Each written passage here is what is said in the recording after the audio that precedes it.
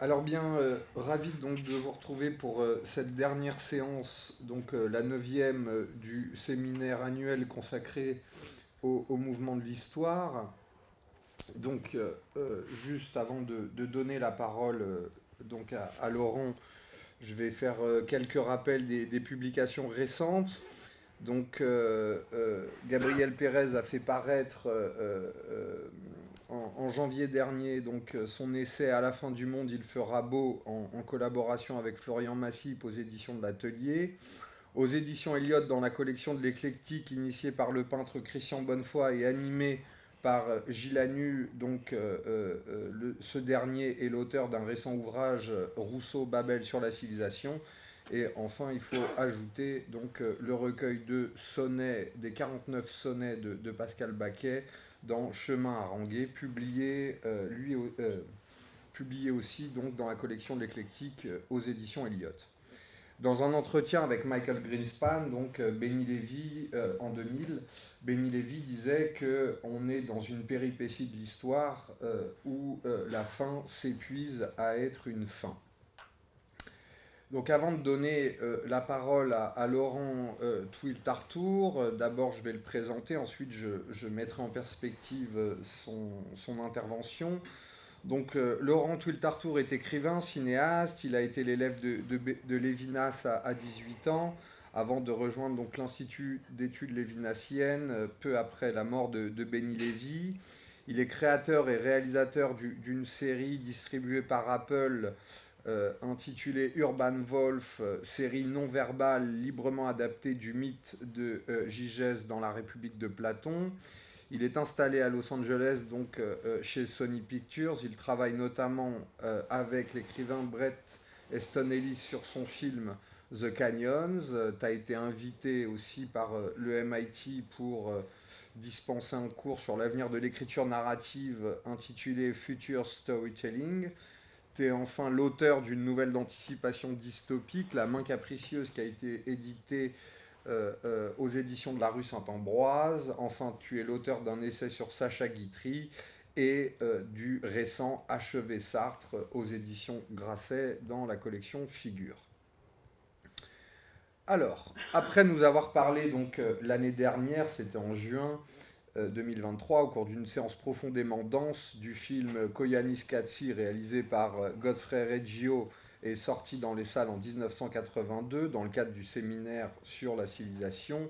Tu as fait le choix cette année de t'appuyer sur un autre chef-d'œuvre de l'histoire du cinéma pour traiter de la question des mouvements de l'histoire, puisqu'il s'agit de 2001, l'Odyssée de l'espace, réalisé par Stanley Kubrick et sorti dans les salles en 1968, inspiré de deux nouvelles d'Arthur Clarke, intitulées respectivement À l'aube de l'histoire, hein, Encounter in the Dawn, publié en 1953 dans le recueil Amazing Stories, et enfin une autre nouvelle toujours d'Arthur Clarke s'intitule Sentinelle, publiée en 1951, soit 2 ans plus tôt.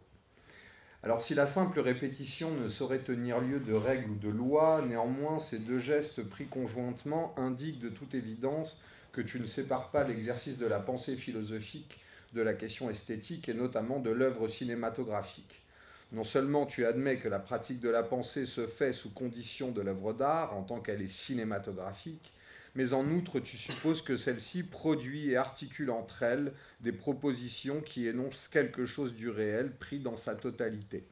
Si, parmi le système moderne de classification des beaux-arts, Pierre Quay accorde une certaine prééminence à l'architecture sur toutes les autres, y voyant une métaphysique en acte, Christian Bonnefoy, quant à lui, accorde cette prééminence aux formes plastiques, peinture et sculpture notamment, et Pascal Baquet à la littérature.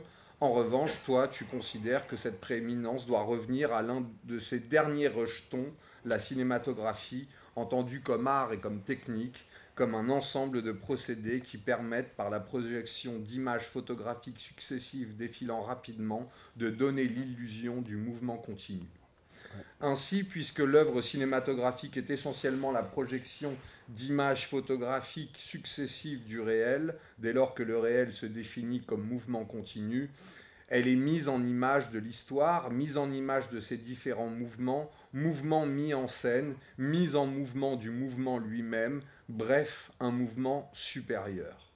Or, c'est proprement le sens du film de Kubrick que de restituer les mouvements de l'histoire humaine, on pourrait dire cela d'une grande partie de son œuvre, aussi bien de Docteur Folamour que d'Orange Mécanique, en s'attachant, pour le coup, au stade décisif de son évolution, depuis l'aube de l'humanité il y a 4 millions d'années, jusqu'à l'exploration spatiale et la découverte d'une forme de vie et d'intelligence extraterrestre, porteuse de savoir et de technique, symbolisée dans le film par un monolithe noir.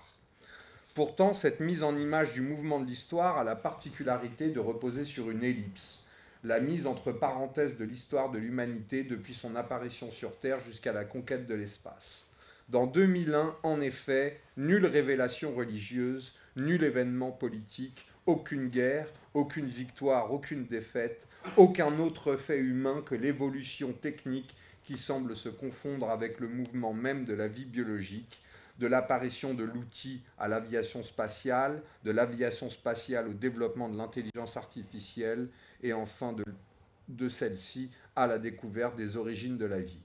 Si l'histoire humaine est une odyssée, un voyage semé d'obstacles, de péripéties, de rebondissements, une suite d'épisodes mouvementés, d'événements imprévus, elle est une odyssée de l'espace, qui n'est autre qu'un retour à l'origine, l'expérience de ce que Nietzsche appelait l'éternel retour du même. Cela voudrait dire alors que l'histoire humaine ne prendrait véritablement son sens que dans et par l'exploration spatiale qui mène à la découverte des origines de la vie. Si l'histoire humaine est passage du stade animal au stade humain, elle est aussi passage du stade humain au stade surhumain, expérience d'une puissance infinie de conquête de l'univers.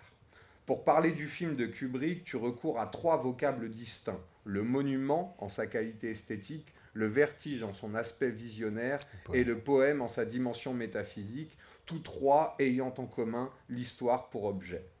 Monument d'abord. En qualifiant 2001 de monument, tu laisses entendre que cette œuvre cinématographique serait un édifice remarquable par sa grandeur, son ancienneté ou sa beauté, d'où sa qualité éminemment esthétique. Ainsi peut-on dire, sans trop se tromper, que 2001 est une expérience du sublime au sens kantien. Vertige ensuite. En assimilant le film de Kubrick à un vertige, tu en fais l'objet ou la matière d'une expérience radicale que fait la conscience, celle d'un tournoiement de tête, d'une indisposition dans laquelle tout semble tourner, nous plongeons dans un état d'égarement, de folie ou d'hébétude, comme si l'œuvre nous faisait connaître un état d'ivresse exceptionnel, comme si l'œuvre elle-même nous faisait accéder à des mondes ou des niveaux de réalité supérieurs, comme en atteste le dernier moment du film intitulé Jupiter et au-delà de l'infini, où le protagoniste principal voit ce que l'œil humain n'avait jamais vu et qu'il voit alors pour la première fois, d'où son aspect visionnaire. Si le film de Kubrick est l'expérience du sublime, elle est aussi celle d'une folie qui ne fait qu'un avec l'expérience de l'infini. Poème enfin. En faisant de 2001 un poème, tu ne cherches pas à reconduire l'œuvre cinématographique à une pièce en vers ou en prose, dont elle serait la mise en image, mais par là, tu l'assimiles plus largement à une composition orchestrale. 2001 est une expérience musicale du monde. Toutefois, si généralement la composition orchestrale est celle d'un seul mouvement conçu comme l'illustration musicale d'une brève histoire d'inspiration littéraire ou philosophique, il n'en va pas exactement de cette manière dans le film de Kubrick, puisqu'il s'agit de la composition de la totalité des mouvements, non de l'histoire de l'esprit, mais de l'histoire du développement de la vie qui s'articule à l'histoire de la technique, voire qui ne fait qu'un avec elle. Expérience du sublime, expérience de la folie, expérience de la musicalité du monde, 2001 serait une expérience de vérité, c'est-à-dire une expérience métaphysique. Musique, Richard Strauss, sculpture, monolithe, peinture, paysage halluciné de Jupiter, architecture, les vaisseaux, danse, le mouvement des vaisseaux, et enfin poésie. Si le cinéma est un art total, 2001 ne déroge pas à cette règle. Or, c'est parce qu'elle est une œuvre d'art total qu'elle peut prendre le mouvement général de l'évolution humaine comme objet et, à travers l'ensemble des propositions qu'elle articule, se prononce sur le sens du devenir historique. Par conséquent, Si l'historiographie est cinématographie, comme le disait René à sa première séance, l'inverse n'est pas vrai pour autant. Car l'œuvre cinématographique ne se borne pas à décrire le mouvement en ses différents moments successifs, elle est aussi histologie, puisqu'elle élabore un discours sur le sens du mouvement lui-même, puisqu'elle prend pour objet le sens même du devenir historique de l'humanité. Elle est donc fondamentalement métaphysique. Je t'adresse donc cette question pour initier le mouvement. De quelle métaphysique de l'histoire le film de Stanley Kubrick, 2001, l'Odyssée de l'espace, est-il porteur? Je te laisse la parole. Merci Romain, comme d'habitude, remarquable. Bon, bonsoir à tous et merci à Romain pour cette intro. 2001, l'Odyssée de l'espace est un film qui fait l'unanimité sur au moins un point. Tout le monde s'accorde à dire que c'est un chef-d'œuvre. Mais là où il divise, c'est sur la classification de chef-d'œuvre. Pour beaucoup, c'est un chef-d'œuvre esthétique, et pour d'autres, c'est un chef-d'œuvre d'ennui. En général, ceux qui ont dépassé le visionnage des 15 premières minutes sans décrocher font partie de la première catégorie. Il faut dire que ces 15 premières minutes sont une épreuve pour les nerfs. Figurez-vous, 15 minutes sans le moindre dialogue. Avoir évolué des primates primitifs dans la morne banalité de leur quotidien au beau milieu d'un paysage austère et désertique, et dont le point d'orgue consiste en la rencontre inopinée avec un monument rectangulaire et noir, fait d'un seul bloc de pierre, un face-à-face perplexe entre un monolithe noir et des anthropoïdes préhistoriques. La séquence se termine par un singe qui jette un os dans le ciel. Ceux qui, à ce stade, ne se sont pas endormis ou n'ont pas quitté la salle sont les véritables héros du film. J'ai fait partie successivement des deux groupes de spectateurs, m'y étant pris à plusieurs fois dans mon adolescence avant d'aller enfin au bout de ce film. Mais ce soir, il ne s'agira pas de démontrer que 2001 est une œuvre d'art, le temps s'en étant lui-même chargé. L'impact culturel de ce film est sans commune mesure dans l'histoire du cinéma. Je le tiens, autant que Koyanis Katsi, présenté ici même l'année dernière, pour l'un des plus grands films de tous les temps, peut-être même l'un des plus grands monuments esthétiques de l'histoire, l'équivalent sans doute de la chapelle Sixtine pour le XXe siècle. Ce qui nous intéresse ce soir, c'est de voir en quoi ce film est pertinent pour traiter du thème de réflexion qui nous occupe cette année, à savoir les mouvements de l'histoire. Pour aller droit au but, je vais vous dire d'emblée que je pense que le titre du film aurait dû s'appeler 2001, l'Odyssée de l'histoire. Les spectateurs attentifs qui s'attendent à voir un film de science-fiction dans 2001 vont découvrir qu'il s'agit avant tout d'un essai cinématographique sur le temps et l'histoire. Par-delà son titre et sa thématique visuelle qui renvoie bien à l'exploration spatiale, ce thème n'est que surface. Son propos se niche ailleurs. Et n'en déplaise aux lectures paresseuses, 2001 l'Odyssée de l'espace a autant à voir avec l'exploration spatiale que l'Odyssée d'Homère avec l'exploration maritime. Voyons pourquoi. Stanley Kubrick est âgé en 1964 de 36 ans lorsqu'il commence à travailler sur 2001. Il obtient un budget astronomique de la MGM, la Metro-Goldwyn-Mayer, et chose rarissime dans le cinéma hollywoodien, les pleins pouvoirs créatifs, ce que l'on appelle là-bas le final cut, c'est-à-dire le montage final. Les cadres dirigeants de la MGM, qui ont mis des millions de dollars sur la table, seront même interdits de plateau par Kubrick. Il a le dernier mot sur tout, de la moindre virgule du scénario jusqu'au choix marketing de campagne. Le dernier prodige avant lui à avoir obtenu des conditions de tournage similaires était un certain Orson Welles en 1939. Et fort de ses prérogatives, il réalisa, lui, Citizen Kane. Le seul autre film, à mes yeux, qui rivalise avec 2001 pour le titre de plus grand film de tous les temps. 2001 est un film de la démesure, d'une grande maturité artistique.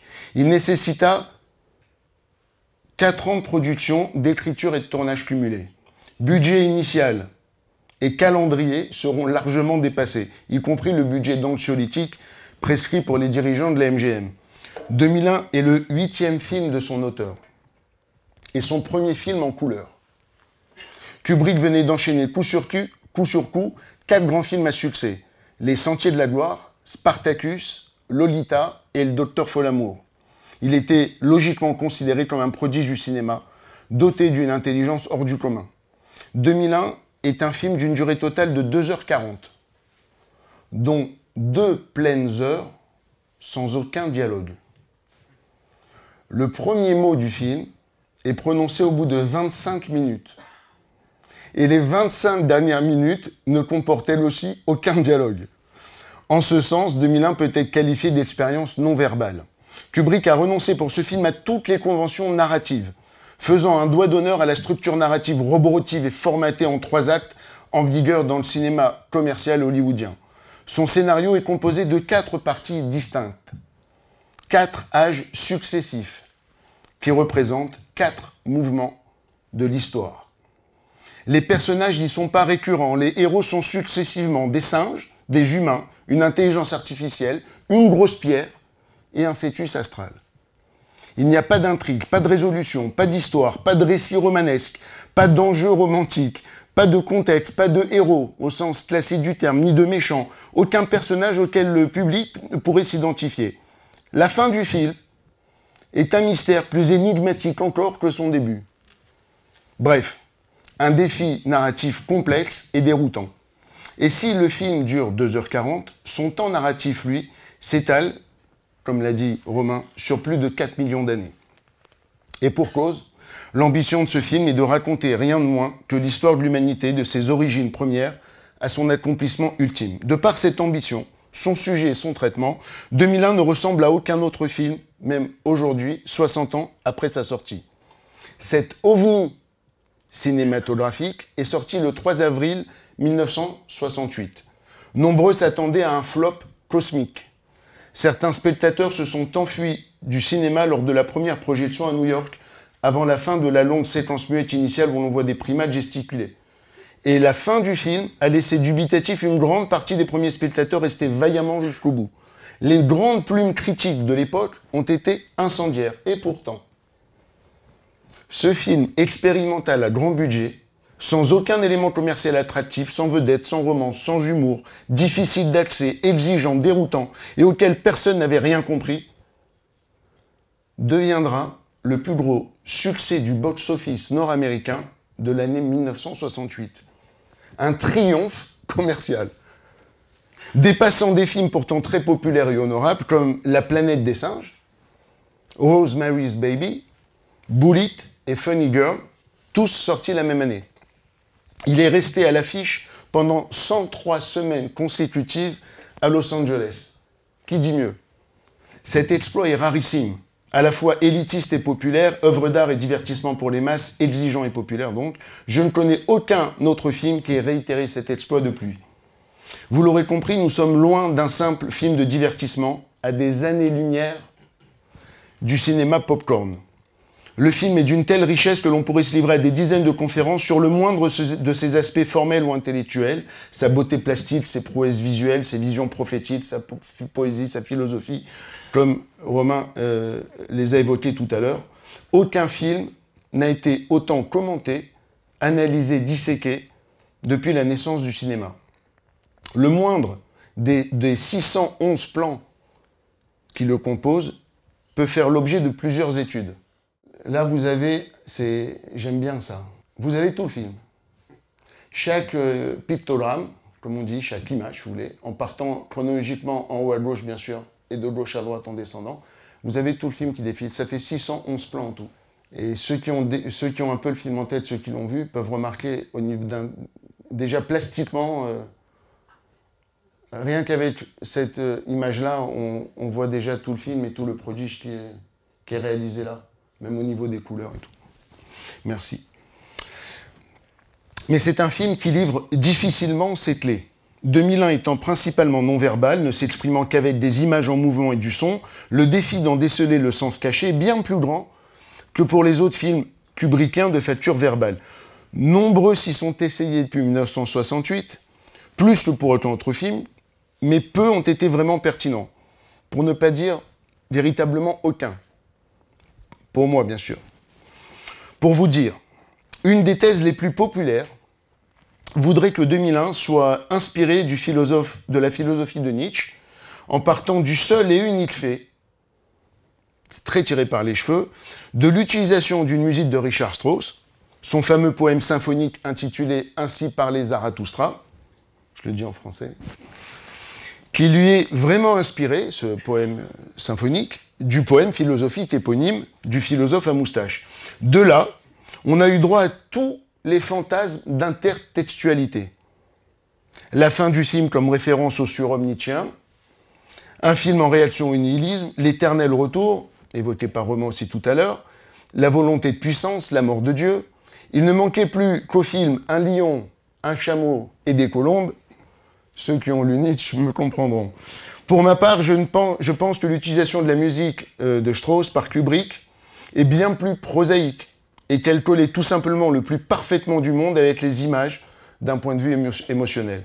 Il faut dire aussi qu'avec Kubrick, l'adage populaire qui prétend que l'on ne prête qu'aux riches n'a jamais été aussi pertinent. Réputé pour son très haut QI, c'était un ancien grand maître aux échecs, et pour sa grande intelligence analytique, il fut prêté au film de Kubrick des dizaines de milliers d'interprétations et de théories. En allant sur Google, juste avant là, ce soir pour vérifier, j'ai tapé 2001, l'Odyssée de l'espace, théorie. Il y a plus d'un, écoutez bien, je vous jure, 1,5 million d'entrées pour vérifier. C'est juste délirant. Nous avons affaire avec Kubrick à un cinéaste incroyablement méticuleux, avec lequel rien n'est laissé au hasard. Tout est mûrement pensé dans l'écriture de ses films, la composition de ses plans, de ses cadrages, les éléments de décor, le design sonore, à partir de 2001. Il ne mettait jamais moins de 3 ou 4 ans de préparation et de recherche pour faire chacun de ses films. Un seul exemple pour bien comprendre à quel genre d'artiste nous avons affaire et en quoi il réclame de notre part, spectateurs, une attention particulière à chaque visionnage pour bien en comprendre le sens caché. À la 15e minute du film, Kubrick fait une simple transition entre deux plans. Transition porteuse d'une force symbolique saisissante, qui est célébrée depuis comme la plus audacieuse de toute l'histoire du cinéma. Après qu'un singe ait utilisé pour la première fois un os comme outil et comme arme, début du film, pour tuer un autre singe adverse, il lance le fémur triomphalement en l'air, alors l'os tourne dans les airs, puis retombe, et se transforme, soudain, en un satellite flottant dans l'espace, et qui semble même tomber dans le prolongement de la trajectoire de l'os, et ce par la grâce d'un simple plan de coupe. Ce raccord plastique, élémentaire, un simple raccord sans effet de transition, de type fondu ou autre, se fait par analogie de forme, analogie d'objet, analogie de mouvement.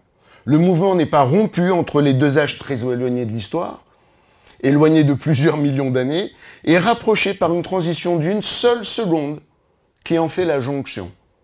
Cette transition illustre le progrès technologique de l'humanité depuis l'époque des premiers hominidés et qui pourrait s'avérer uniquement poétique si l'on n'y regardait pas de plus près. Voyons ce passage et après on va éclaircir. Charles, la première vidéo.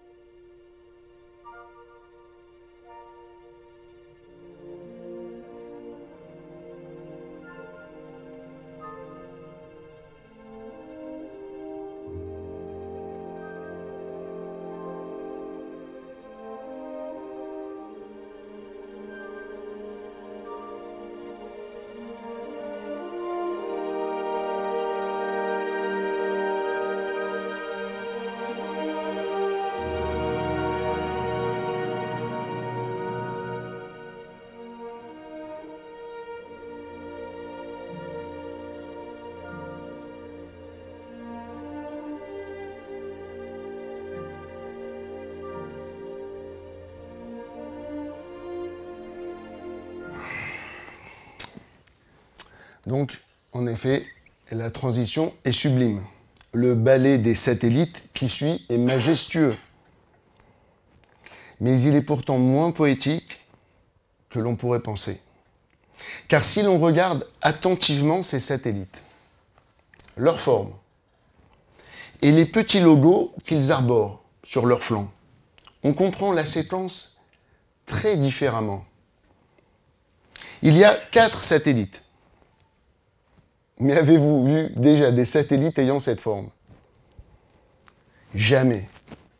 Et quand on sait l'attention portée au détail et la plausibilité technologique employée par Kubrick, son souci documentariste, son souci réaliste, on doit se dire qu'il ne s'agit pas d'un simple caprice esthétique. L'autre indice, ce sont les logos dont je vous parlais sur ces 4 satellites, tout petits. Il s'agit de logos militaires. Chacun des 4 satellites est frappé d'un emblème militaire différent. Celui de l'US Air Force, celui de l'armée populaire de Chine, celui de l'armée française et celui, allons savoir pourquoi, de l'armée allemande. Ces satellites ne sont donc pas des satellites commerciaux, scientifiques ou de télécommunications, mais ce sont des satellites militaires. Plus précisément, des satellites lanceurs d'armes nucléaires. Les plateformes satellitaires d'armes nucléaires des 4 grandes puissances, que sont donc la Chine, la France, l'Allemagne et les USA, représentées dans cette scène, et qui tournent en orbite autour de la Terre. Et du coup, la séquence prend une toute autre signification. Il ne s'agit plus d'un hommage à la prodigieuse évolution technologique de l'humanité. Non, il s'agit là d'une satire sur la course aux armements de la planète, raccordant par une simple ellipse visuelle la première arme primitive préhistorique de l'humanité, l'os, avec la prolifération des plus grandes armes de destruction massive. Cette obsession de la violence et la pulsion de mort de l'humanité sont au cœur de l'histoire de ce film. Cette information, que ce sont des satellites lanceurs d'armes nucléaires, se trouve confirmée par la lecture du scénario. J'ai vérifié, qui indique comme ça en langue originale, et elle parle de 4, donc, Megaton nuclear bombs in orbit above the Earth, Russian Insignia and CCCP markings. Bon, c'est le seul changement, c'est qu'il n'a plus du tout parlé là de l'URSS, mais on est bien sur des armes nucléaires. Maintenant que je vous ai dit ça, s'il vous plaît Charles, revoyons la séquence en ayant ça en tête et vous allez voir toute la différence de perception.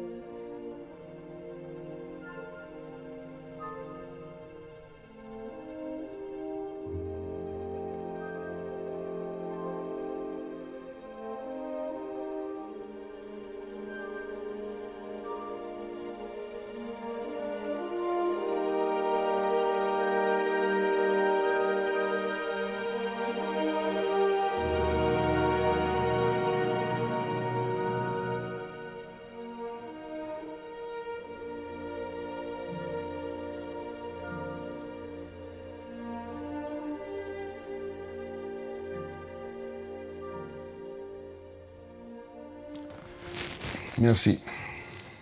Du coup, le contraste entre le romantisme de la valse de Johann Strauss, le beau Danube bleu, et cette menace nucléaire qui tourne autour de la Terre comme une épée de Damoclès atomique est beaucoup plus saisissant, beaucoup moins bucolique. Kubrick aurait pu être plus explicite dans le film. Mais c'est justement ce choix de l'implicite non-verbal qui fait sa grandeur, nous forçant à mieux voir ce qui nous est montré. Et l'ambivalence nourrissant notre imaginaire au lieu de la diriger complètement comme des enfants. Ce simple exemple, pour démontrer à quel point il faut prendre le travail méticuleux de Kubrick au sérieux pour comprendre son film. Du coup, cette fameuse transition illustre selon moi à merveille l'encore plus célèbre formule de Karl Marx, la violence est la coucheuse de l'histoire. L'histoire, selon Kubrick, se confond avec le progrès technologique, mais surtout militaire, progrès de destruction, si l'on peut dire. Il nous démontre que l'histoire est enracinée dans une ancienne propension à la violence, la survie de nos ancêtres remontant à des singes reposait sur le développement d'armes mortelles et n'a fait que se sophistiquer depuis. Ma démarche s'appliquera à vouloir percer le mystère et la profondeur de ces chefs-d'œuvre sans tomber dans la surinterprétation, d'en élucider le propos et d'en comprendre le génie. Ce qui m'importe, c'est de donner les clés de compréhension. Je vous épargnerai la trivialité consistant à vouloir rabaisser la stature d'une grande œuvre abstraite en la rendant figurative. Je ne veux pas rendre explicite ce que l'auteur s'est évertué à laisser implicite. Au lieu de chercher à expliciter, je vais donc plutôt élucider, comme René nous invite à le faire, en nous bornant à affûter notre regard sur certains éléments du film qui nous permettront de mieux en apprécier la profondeur. Commençons par résumer le film. Comment peut-on résumer ce film? Forcément mal. Il suffit de feuilleter les divers résumés établis par les dictionnaires du cinéma et autres critiques institutionnelles pour se rendre compte de leur englument didactique et de leur formalisme routinier qui ne rendent guère justice au génie de ce long métrage. Je vais donc tenter de vous raconter le film d'une façon certes non conventionnelle, mais avec le souci d'extraire de son schéma narratif le maximum d'essence. Le film est composé de 4 parties. 4 parties distinctes que j'identifie comme 4 mouvements, qui se succèdent chronologiquement de façon linéaire, mais avec des sauts en avant temporels abrupts, provoquant un récit discontinu, comme les brisures ou les fracas de l'histoire évoqués par René Lévy. Non pas ici de fracas comme la Révolution du Sinaï ou la Révolution française, mais le fracas de la révélation du monolithe noir.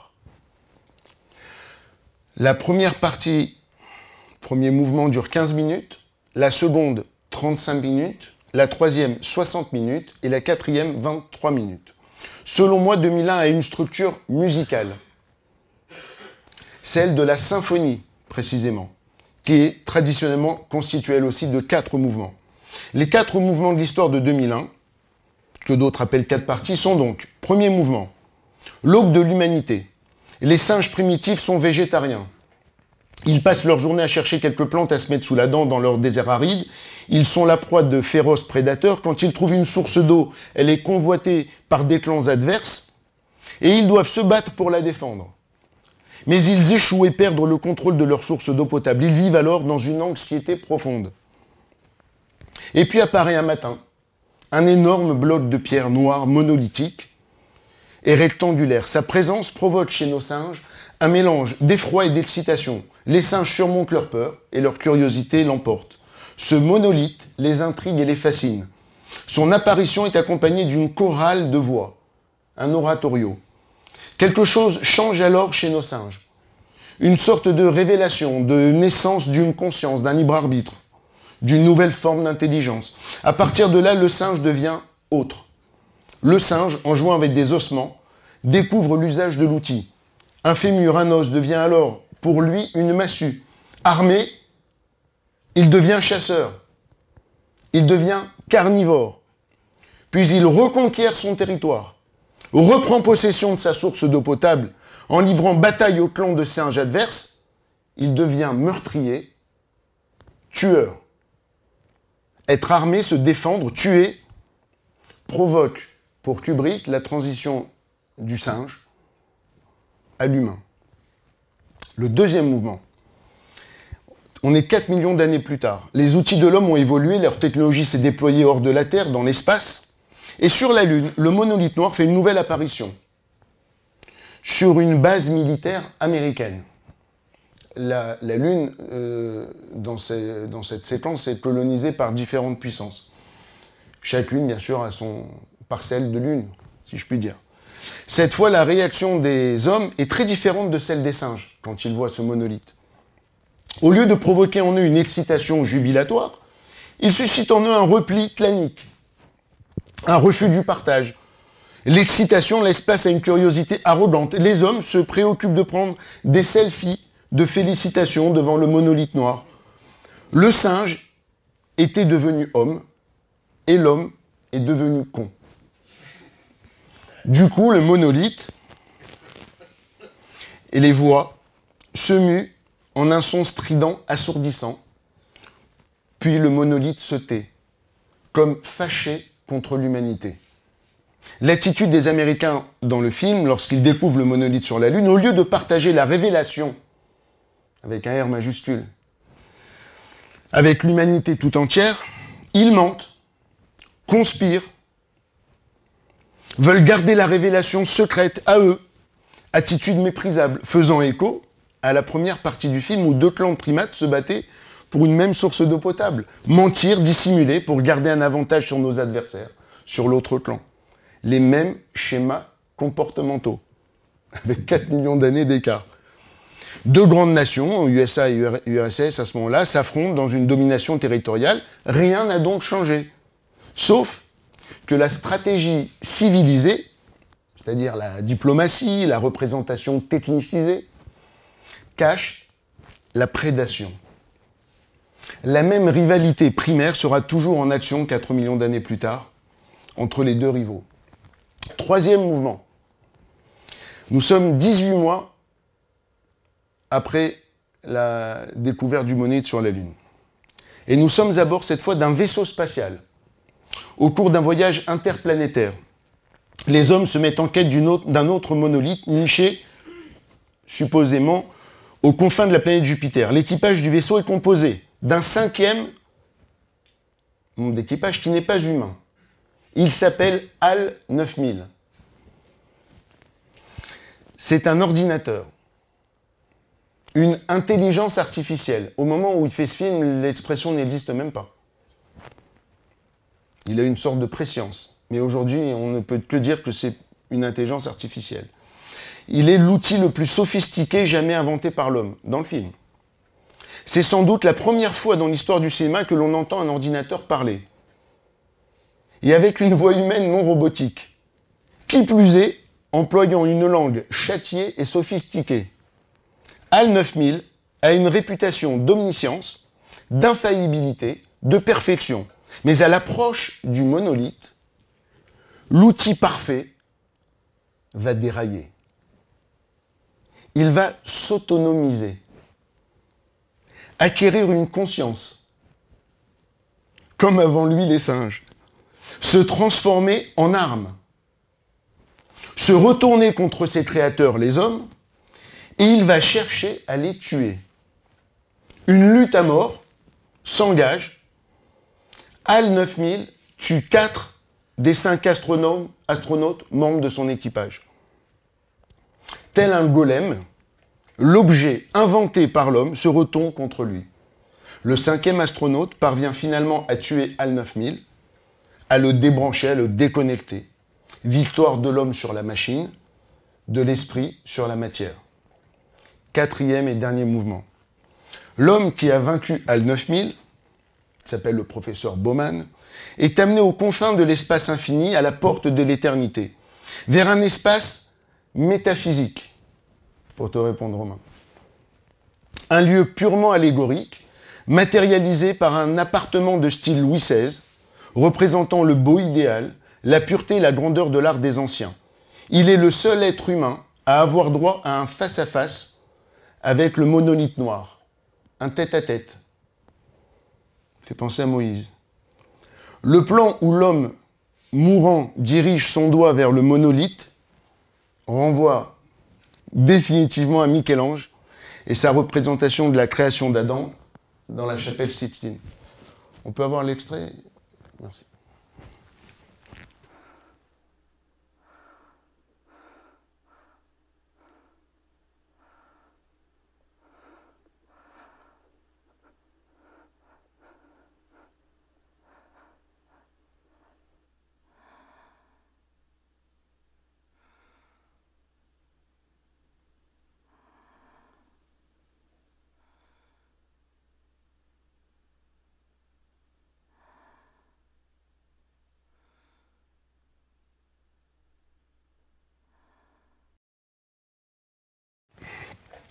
Dans cette scène, juste avant, l'homme se voyait mourir. Bowman, là, qu'on a vu vieux et mourant, il se voyait vieillir d'une façon accélérée et discontinue. Puis, sous l'effet de la dernière apparition du monolithe noir, l'homme renaît soudain sous la forme d'un fœtus astral et lumineux, qui a presque l'air dématérialisé, avant de retourner sur Terre.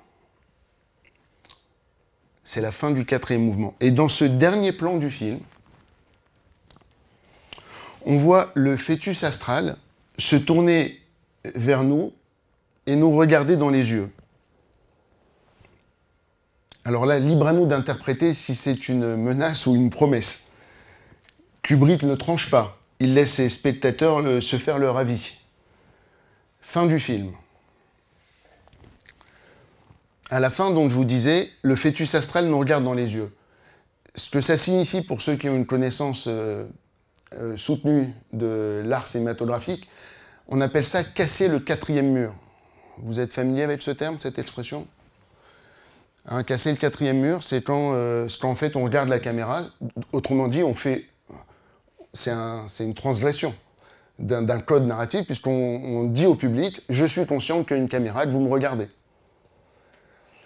Donc faire ça est très spécial. C'est-à-dire que tout d'un coup, il interpelle le spectateur. Et c'est là où, en fait, je dis qu'il ne tranche pas Kubrick, mais selon moi, en faisant ça, il tranche. Et comme je vous ai dit, à nous d'en interpréter maintenant le signe. Je vous laisse, pour la beauté de cette poésie finale, voir le dernier plan, ça dure même pas moins d'une minute. Regardez ce fœtus astral qui remplace donc le vieil homme mourant qui était sur son lit. Il se transforme, comme une renaissance, en petit fœtus astral. Et regardez ce final où il est renvoyé vers la planète Terre. Et ce moment où il se tourne vers nous, il nous regarde dans les yeux, chair de poule. On peut envoyer l'extrait ?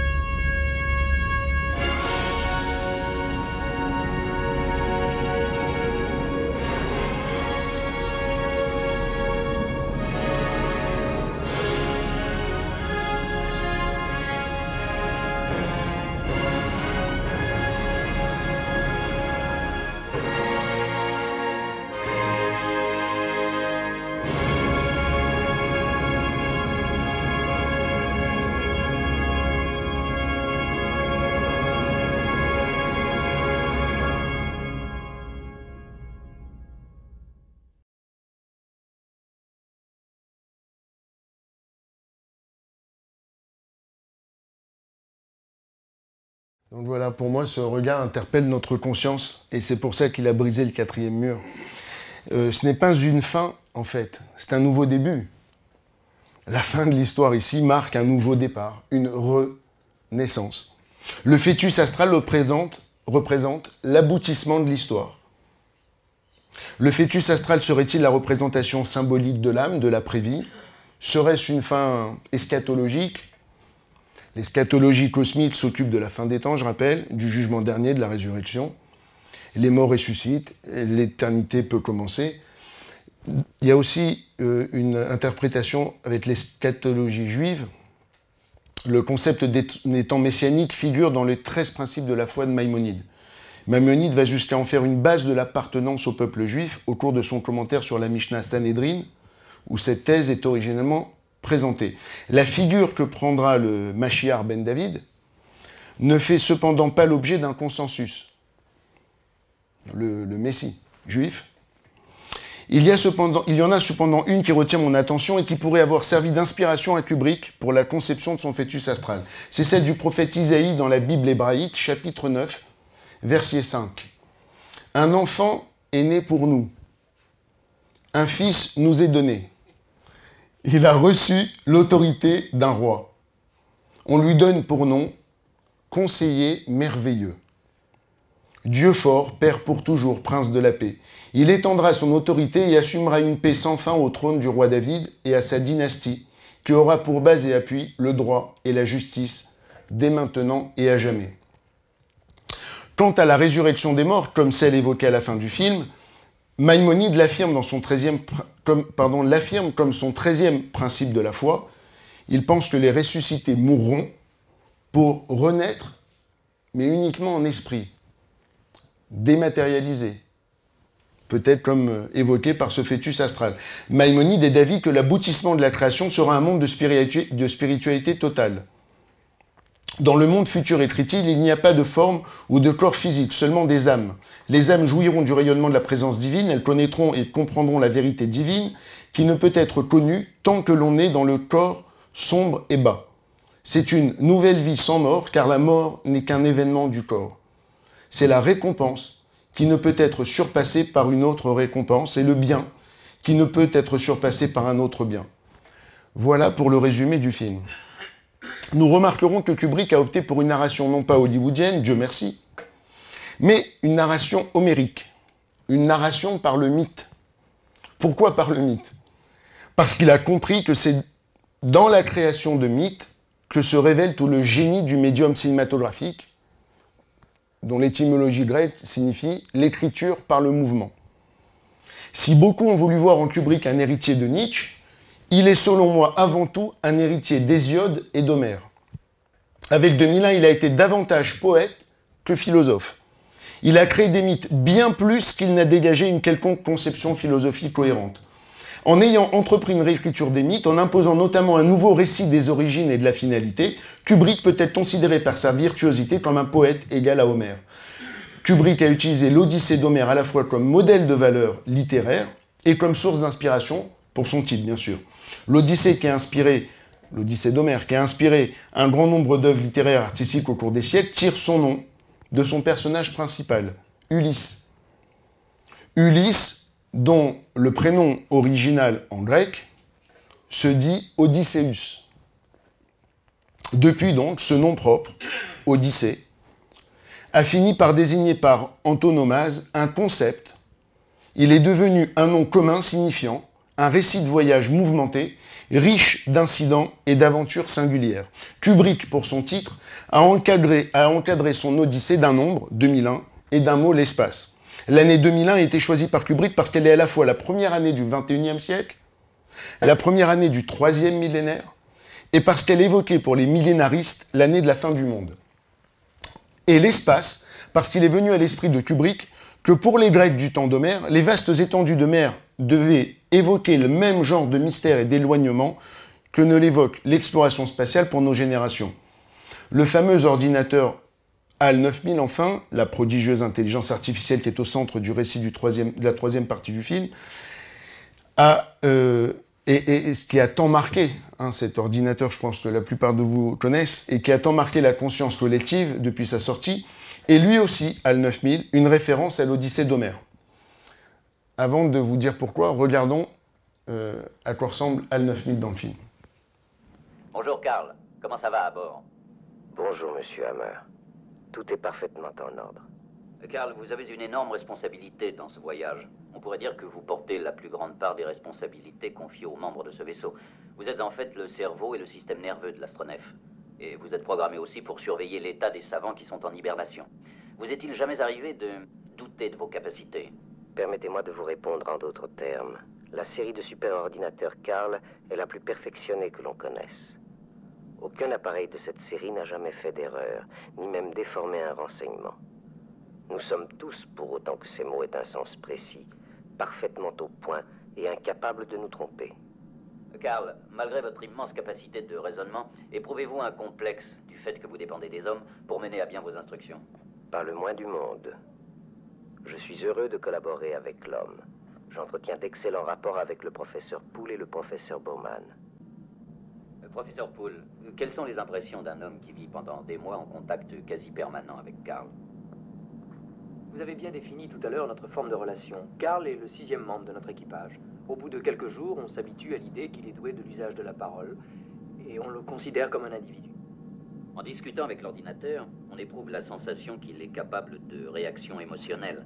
Par exemple, quand je lui ai parlé de ses responsabilités, j'ai senti poindre dans sa réponse une certaine fierté à posséder cette perfection et cette précision. Croyez-vous que Karl soit doué de sentiments humains? Il parle comme s'il était doué de sentiments. Bien sûr, il a été programmé dans ce sens pour donner plus de naturel à nos rapports. Mais que ces sentiments soient authentiques ou pas, je crois que personne ne pourrait honnêtement l'affirmer.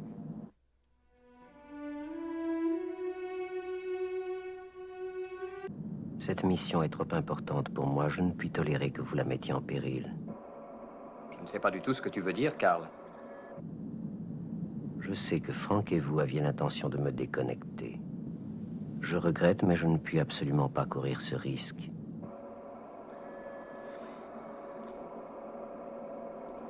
Mais qu'est-ce qui a pu te donner cette idée-là?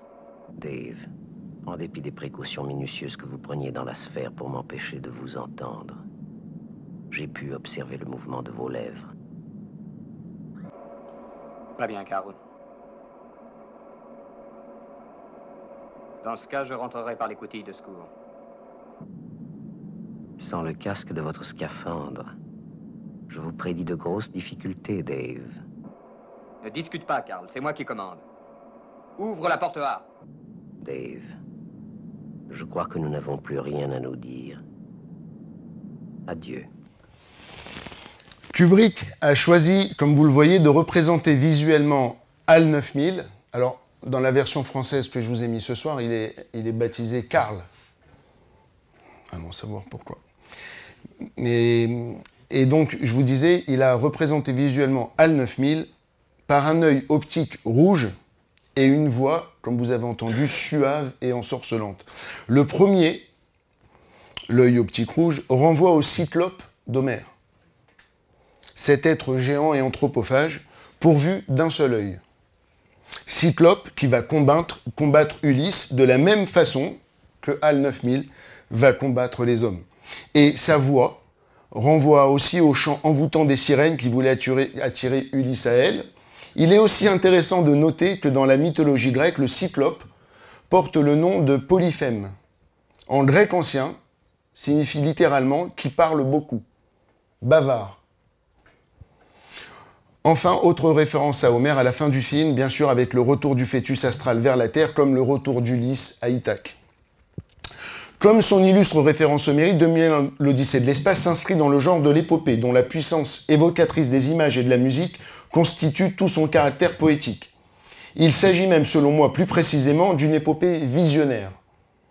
Ce sous-genre de l'épopée a été baptisé ainsi, épopée visionnaire, par Victor Hugo.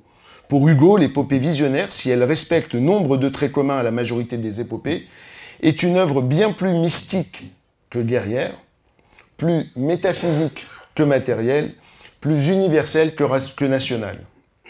2001, l'Odyssée de l'espace est aussi un récit anthropogonique. L'anthropogonie définit, je rappelle, un récit s'apparentant au mythe en racontant la naissance et le développement de l'homme. Parmi les exemples de mythes anthropogoniques, bien sûr, dans la Bible, chapitres 2 et 3 du livre de la Genèse, avec le récit de la création, qui se situe dans le jardin d'Éden, qui correspond à une anthropogonie à travers les personnages d'Adam et Ève. Ils contiennent des références mythologiques à l'arbre de vie, symbole d'immortalité, à l'arbre de connaissance du bien et du mal, symbole du savoir illimité, toute caractéristique de Dieu. Il y a aussi le mythe grec de Prométhée, le mythe hindou que j'ai découvert de Manu, et le mythe nordique d'Ask et Embla, que j'ai découvert aussi. Il y a une très belle analyse du mythe par Benny Lévy dans son livre « Le meurtre du pasteur », publié en 2002 chez Grasset dans la collection Figures. Il y commente Platon et son livre « Le politique ». Benny souligne la différence entre la vérité et l'exactitude. Il dit qu'il faut, je cite, « distinguer la vérité de l'exactitude. Un mythe n'est pas l'exactitude, mais il peut dire la vérité. Il nous faut la nouvelle autorité du commencement, c'est toujours Benny qui parle. Il faut recourir à une autre autorité, laquelle? Celle d'une fable. Pour une fable, il faut toute l'attention de la pensée. Nous, modernes, ne croyons pas à ces fables. Une fable requiert une posture anti-lumière, celle de l'enfant. J'adore quand il parle. Le mythe sera cette fable théologique. Le mythe comme récit des origines. Je cite toujours, je lis Benny. Dans les temps où il n'y aura pas de mots pour le dire, on recouvre à une mythologie qui ne dit pas son nom, le logos, la raison. la logos a besoin de la fable et doit mettre de l'ordre dans les récits de l'origine. Au passage, Benny Lévy tacle Freud et les modernes. Je le cite, « Freud s'inscrit clairement dans la trace des penseurs du contrat social, jamais avare de fantaisie sur l'origine. » Puis il cite Lacan.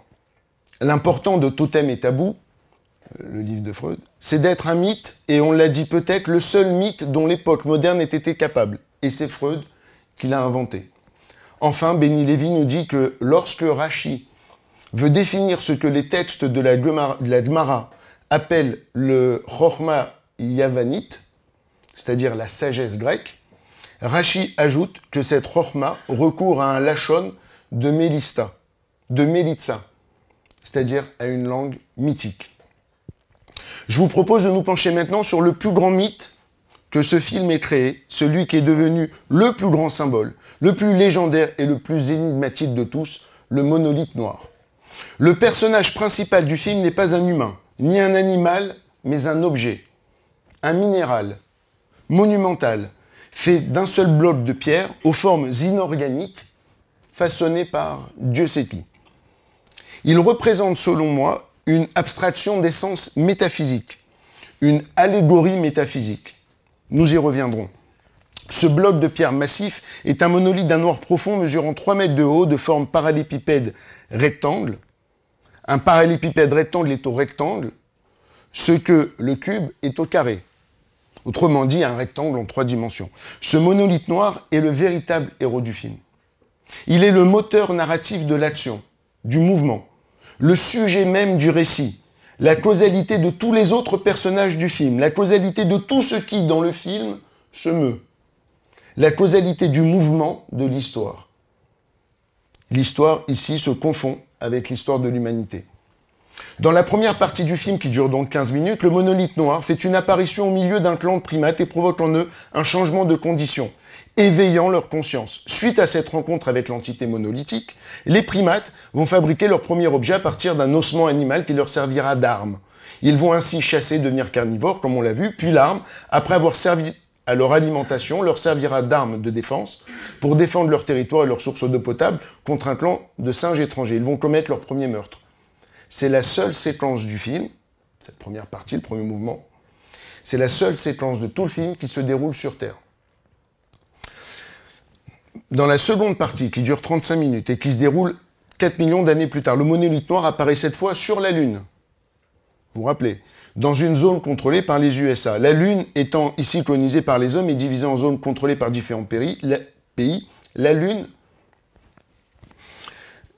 c'est là où se déroule cette seconde séquence du film. La troisième maintenant. Troisième mouvement du film, qui dure lui 60 minutes. Elle se déroule à bord d'un vaisseau spatial parcourant un long trajet intergalactique vers Jupiter, en direction de laquelle le monolithe lunaire émet un signal, dans le but de découvrir le point d'origine d'émission du signal. 2 personnages humains vont être confrontés à un ordinateur surpuissant, le fameux HAL, dans une bataille de survie homérique, dans le but de mener à bien cette mission et rencontrer le monolithe suprême. Cette séquence se déroule exclusivement à bord du vaisseau spatial au cours d'un voyage interplanétaire. Et enfin, dans la 4e partie, qui dure 23 minutes, le monolithe apparaît face à un seul homme. On est passé là, pour reprendre un thème cher à Benny, de la multitude au 1, donc, puisqu'il se retrouve face à un seul homme, et il voit sa vie défiler jusqu'à la vieillesse et la mort avant que le monolithe noir qui lui fait face ne le ressuscite sous forme d'un fœtus astral, comme nous l'avons vu avant de le faire retourner sur la Terre. Cette séquence, elle, se déroule uniquement dans un espace métaphysique. Voilà pour le synopsis fidèle au récit, tel qu'il devrait être raconté partout, mais qu'il ne l'est nullement de cette façon, en prenant le monolithe comme cœur du récit. Si je devais le résumer en une phrase, je dirais que 2001 raconte l'histoire d'un monolithe noir qui influence le destin de l'humanité, depuis son origine primitive jusqu'à la renaissance métaphysique. Toujours dans le meurtre du pasteur, Benny Lévy nous rappelle qu'il n'y a d'histoire pour Sartre que parce qu'au départ l'homme a un besoin et qu'il veut l'assouvir. Il cherche donc à prendre de la nourriture. Mais au moment où il s'apprête à le faire, Un autre l'a déjà prise. Cet autre, ce contre-homme, est démoniaque. L'enfer, c'est les autres. Mais du fond même de la rareté s'entend l'impératif de l'universel à faire. Atteindre la fin de l'histoire. Pratiquement dans l'univers de Sartre, il suffit de prendre la Bastille pour que tout soit fini. Je cite toujours, bien sûr, Béni. Mais pour Kubrick, ce n'est pas la nourriture, mais le territoire qui constitue le bien supérieur recherché par les hommes. Entre les primates et les hommes de la Lune, il y a une évolution technologique manifeste, mais pas vraiment d'évolution psychologique. La conquête de territoire est toujours le motif premier de l'homme. C'est un impérialiste dans l'âme. Mais l'évolution du comportement de l'homme dans le film nous démontre qu'il est habité aussi par un désir d'absolu. Il est animé d'une quête de vérité. Les images servent à expliciter cette volonté omniprésente d'aller au-delà et plus loin, cette volonté de dépassement. Cette volonté de dépassement est l'autre thème central du film. René Lévy nous a dit dans son commentaire du guide des Edgarènes Maïmonide, La divine insouciance, aux éditions Verdier, que le but de la connaissance, je ne sais pas s'il faut mettre un C majuscule, de l'étude, était de permettre à l'humain de s'élever au-dessus de sa condition. 2001 peut évoquer une transfiguration de l'homme pour s'élever au-dessus de sa condition animale, comme une pulsion d'arrachement à la matière. Je vais vous passer un petit passage, j'ai fait un petit montage, pour vous montrer aussi le talent de Kubrick. Il veut nous expliquer, enfin il veut nous démontrer, c'est plus juste, que avant que les singes ne soient confrontés à la révélation du monolithe noir, qu'ils étaient écrasés par leurs conditions. Et qu'ils vont s'élever à partir de la révélation du monolithe. Alors, comment traduire ça en images? Regardez, c'est juste génial. Il va se servir de la ligne d'horizon. Je vais commenter en même temps, c'est pas grave parce qu'il n'y a pas de musique. Et vous voyez dans toute cette première séquence, les singes, nos héros, sont toujours sous la ligne d'horizon. Systématiquement. Vous voyez la ligne d'horizon, ils sont toujours en dessous. Toujours. Systématique, dans tous les plans.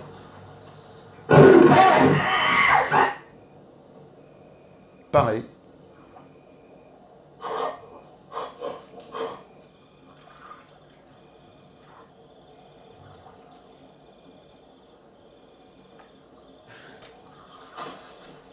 Pareil, sous la ligne d'horizon.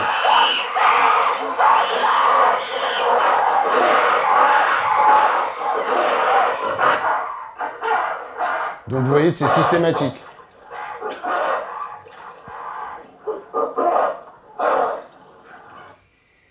Là, c'est la nuit, regardez, ils sont sous les rochers, on les sent écrasés même par leurs conditions.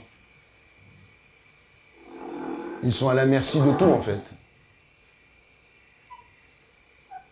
Et puis regardez, arrive le monolithe, j'ai enlevé le son et la musique exprès. Hein. Et là, pour la première fois, regardez-les, on les voit passer au-dessus. Et toutes les images suivantes, tous les plans suivants, on va voir les héros, les singes, qui sont cette fois au-dessus de la ligne d'horizon. Voilà la façon qu'a Kubrick de nous démontrer que la transition après la révélation du monolithe noir, c'était que le destin de l'humain était de s'élever au-dessus de sa condition. Le symbole de l'élévation est manifeste de la première partie jusqu'à la quatrième partie. L'homme ne fait que s'élever physiquement de la terre ferme jusqu'à l'espace infini. Rappelez-vous, dans le premier mouvement, on est sur Terre, dans le deuxième, sur la Lune, dans le troisième, on est dans un espace interplanétaire, et enfin, dans le quatrième, dans un espace métaphysique. C'est simple. S'il est établi que le monolithe noir est la causalité première de ce film, il s'agit maintenant d'en déterminer la signification. Parce que je ne suis pas d'accord avec, bien sûr, ce qu'a dit Romain. Il est intéressant pour cela de se pencher sur un livre. Celui écrit par Arthur C. Clarke, que Kubrick a engagé pour écrire avec lui le scénario de 2001. Arthur C. Clarke, comme tu l'as rappelé Romain, était l'auteur d'une nouvelle de science-fiction intitulée The Sentinel, et dont Kubrick avait acheté les droits pour l'adapter dans 2001, partiellement. Puis sa collaboration avec Arthur C. Clarke évolua au cours de production, et Kubrick demanda à Clarke d'écrire une novélisation de son scénario qui sera publié au moment de la sortie du film. Le livre de Clarke porte, du coup, le même titre que le film. Il y a deux grandes différences majeures entre le film de Kubrick et le livre de Clarke. D'abord, le premier est implicite, là où le second est explicite. Ensuite, le premier est une œuvre d'art, et le second non. Clarke est pourtant considéré comme un grand auteur de SF, de science-fiction. Mais le livre ne tient pas à la comparaison avec le film. Ce dernier est un chef-d'œuvre intemporel alors que personne ne considère la novélisation de Clarke comme de la grande littérature. Clarke a opté pour des explications plus claires du mystérieux monolithe dans son roman. Kubrick a rendu le film plus cryptique, en minimisant les dialogues et les explications. Clarke y parle d'une origine extraterrestre, tu as évoqué, ça c'est dans le livre. Pour le monolithe noir, il décrit même les extraterrestres dans le livre. Alors que Kubrick a totalement fait... il a complètement occulté cet aspect. À l'origine, chez Clarke, le monolithe noir, dans sa nouvelle La Sentinelle, était décrit comme une pyramide de verre. Kubrick, là aussi, a totalement changé cette forme pour lui attribuer un autre signifiant que nous avons vu en l'en faisant un monolithe noir. Pendant les 4 années de production du film, Kubrick a passé son temps à supprimer les dialogues, à rendre implicite ce qui était dans le scénario explicite. Les premières versions du scénario que j'ai lues comprenaient même un prologue contenant des interviews de scientifiques sur la vie extraterrestre, ainsi qu'une narration en voix off. Cette narration en voix off était d'ailleurs une caractéristique de tous les films précédents de Kubrick, qu'on a évoqué avant, hein, Lolita, Dr. Folamour, il y avait toujours une narration en voix off. Kubrick fit même dessiner, figurez-vous, des croquis d'extraterrestres inspirés par L'homme qui marche de Giacometti. Et il envisageait de les intégrer dans le film, avant d'y renoncer définitivement pour aller dans une toute autre et bien plus forte direction. Kubrick a apporté d'autres modifications pour éviter une verbalisation intellectuelle à son film, afin de communiquer à un niveau visuel et viscéral, plutôt que par le biais d'une narration conventionnelle. Je cite Kubrick. « Le film devient alors, à partir du moment où il a retiré tous ces dialogues, le film devient alors une expérience subjective qui frappe le spectateur à un degré intérieur de conscience, tout comme la musique et la peinture. » Lorsque le tournage ainsi avait commencé, Kubrick avait supprimé la plus grande partie des dialogues et de la narration. Au point que son co-scénariste a fini par déclarer « Si vous dites que vous avez compris 2001, c'est que nous avons échoué. Car nous voulions que le film pose plus de questions qu'il nous donne de réponses. » Alors, si le monolithe n'évoque pas des extraterrestres, qu'évoque-t-il donc pour Kubrick ? Nous savons que Kubrick, par son immense culture, tire son inspiration de multiples sources, et beaucoup d'entre elles sont des sources tirées de la tradition juive, des textes bibliques. Il y a chez Benny Lévy une réflexion passionnante concernant la part juive qui constitue l'être juif jusque dans sa chair. Même chez un juif éloigné de la tradition des maîtres d'Israël, comme l'était par exemple Freud, dont Benny parle. J'avais été très frappé, moi, par la lecture du Meurtre du pasteur, de Benny, dans lequel il faisait ce commentaire sur Freud, à la toute fin du livre, à propos de son dernier ouvrage, L'homme Moïse et la religion monothéiste. Se demandant, Benny, où Freud était allé chercher son inspiration pour trouver, je cite, l'équivalent dans l'histoire qui puisse véhiculer l'héritage archaïque du meurtre du père, je cite encore, Benny Lévy qui dit « Sigmund Freud, juif viennois, le sait dans sa chair. » Il doit trouver cette inspiration chez le juif. Voilà pourquoi, c'est de son milieu, c'est toujours Benny qui écrit, voilà pourquoi c'est de son milieu de Freud, milieu juif, de Moïse, que Freud va construire l'histoire. C'est avec la tradition juive, et il ajoute, tel qu'il l'entend, j'adore cette précaution de Benny, tel que Freud entend la tradition juive, qu'il va constituer la matérialité de l'histoire et sa profondeur. Freud a élaboré sa question, nous dit Benny enfin, avec sa chair. Eh bien, selon moi, Kubrick a fait de même. Je vous raconte juste une très belle anecdote. Dans le dernier film de Kubrick, qui s'appelle Eyes Wide Shut, pour ceux qui l'ont vu, il avait engagé un scénariste qui s'appelle Frederick Raphael, qui est un auteur romancier américain, juif, et il raconte qu'à un moment donné, Kubrick, alors qu'il était très satisfait du scénario, il fait engager un autre dialoguiste. Et il est très vexé, Frédéric Raphaël, vous imaginez. Il dit, mais pourquoi tu engages un type pour faire les dialogues alors que j'ai tout fait, le scénar. Et là, Kubrick lui dit une chose étonnante. Tu dis, parce que tu es juif. Ça, c'est dans un livre de mémoire écrit par Frédéric Raphaël, que je vous invite tous à lire, c'est extraordinaire, parce que vous avez tout le making-of du dernier film de Kubrick, Eyes Wide Shut. Il dit, et alors si je suis juif? Il dit, ben alors t'es juif, et moi aussi je suis juif. Et le personnage principal joué par Tom Cruise dans le film est juif, puisque c'est tiré d'une nouvelle d'Arthur Schnitzer. Alors l'auteur, il comprend pas, il le raconte, il dit, mais quel rapport? Il dit, ben, si tu remarques bien, j'ai pas fait réécrire tous les dialogues. J'ai fait uniquement réécrire les dialogues des scènes dans lesquelles les personnages non juifs parlent du personnage juif. Il lui dit, mais... Alors, je vous dis ça, il faut bien comprendre qu'apparemment, Kubrick, toute sa vie, a été très éloigné de la question juive et tout ça. Mais regardez pourtant, jusqu'à la fin de sa vie, ses préoccupations. Il lui dit, pourquoi t'as fait réécrire? Il dit, parce que toi, en tant que juif, tu ne peux jamais savoir, comme moi d'ailleurs, comment parlent les non-juifs quand nous ne sommes pas là. Véridique.